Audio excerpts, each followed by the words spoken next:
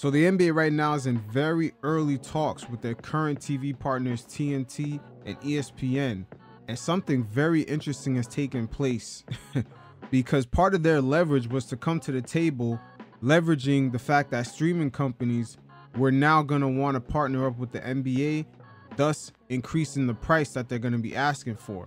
Now, Diamond Sports, who basically controls the NBA local teams like the Dallas Mavericks, the Utah Jazz, the Phoenix Suns, they're filing for bankruptcy.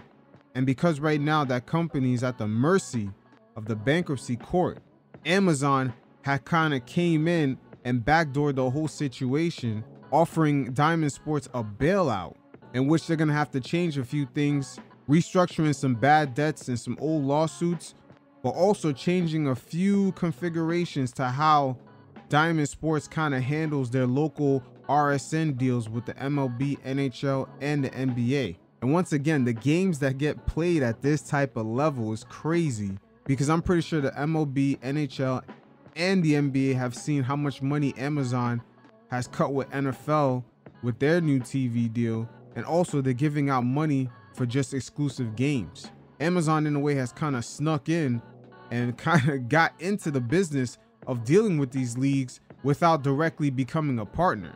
Now, even though the judge did not approve this deal yet, the leagues still do have leverage over Amazon in a way because with Diamond Sports, they kind of reconstructed their local TV deals in which all the broadcast rights will go back to the leagues at the end of the year because of the bankruptcy.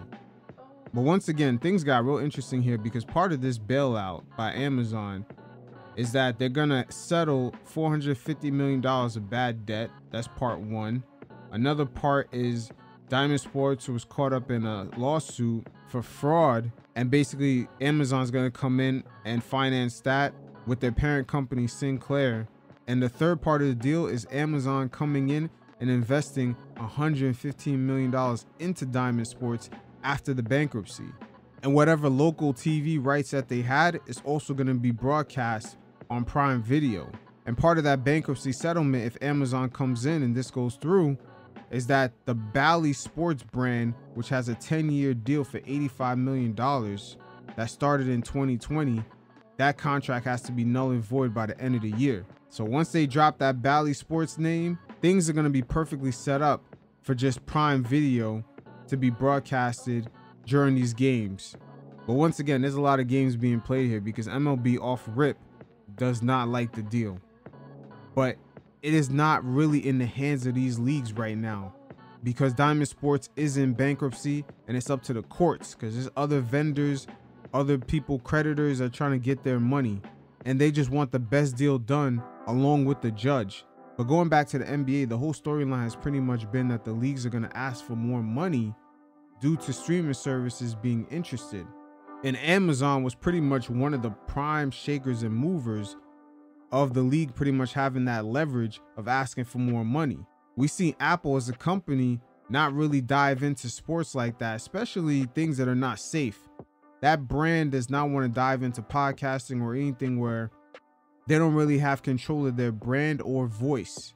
And the NBA has been a league where a lot of players speaking out on political issues. Ain't nothing wrong with that, but I'm not sure if Apple wants to dive balls deep into that whole realm. And in a way, they've been kind of conservative when it comes to buying up sports leagues or just buying up TV rights. We've seen them with the MLS. They didn't really give that much money, but they really haven't dove head first, even though they're one of the companies that are sitting on a lot of cash. And in the past few weeks, we've seen Netflix kind of interested in doing kind of docu-series on the NBA, not necessarily diving in and buying games.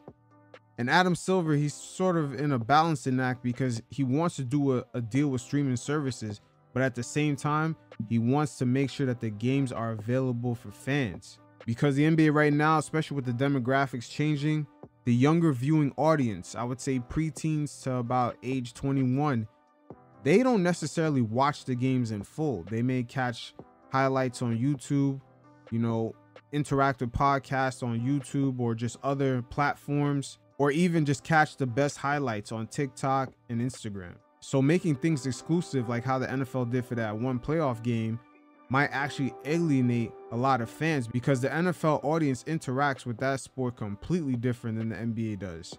I mean, they've seen record numbers for streaming on that exclusive game that they had on Peacock, and their numbers overall just keep going up and up and up and up. But once again, Amazon's kind of coming in through the back door, getting Diamond Sports out of some bad debt, and then investing 115 mil into the company so they could kind of play the game with the NBA or just other leagues like the MLB and NHL and say, hey, we don't need to cut a deal directly with you guys, the NBA or the NHL. I believe Amazon does have a deal with MLB right now, but they don't necessarily have to cut a national deal with the NBA, NHL. They could raise their hands and just be like, oh no, that's Diamond Sports. We're just investors. These corporate games that are played on this type of level, there's a lot of money on the line here.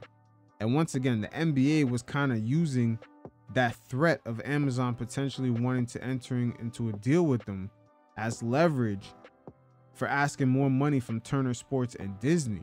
But with the local cable industry going through an influx of changes, this allowed Amazon to kind of come in this situation here. This is perfectly played by them.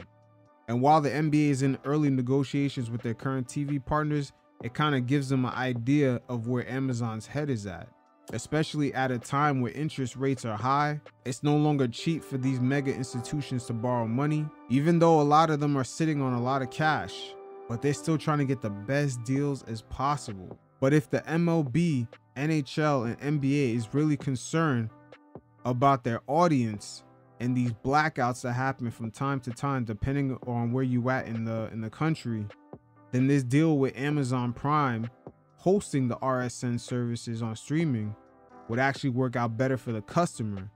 But I don't think the customer satisfaction is the actual thing that's being placed first. The dollars is being placed first. I don't think they want Amazon coming in, backdooring them, and actually, in a way, being a partner of the league without directly being a partner of the league.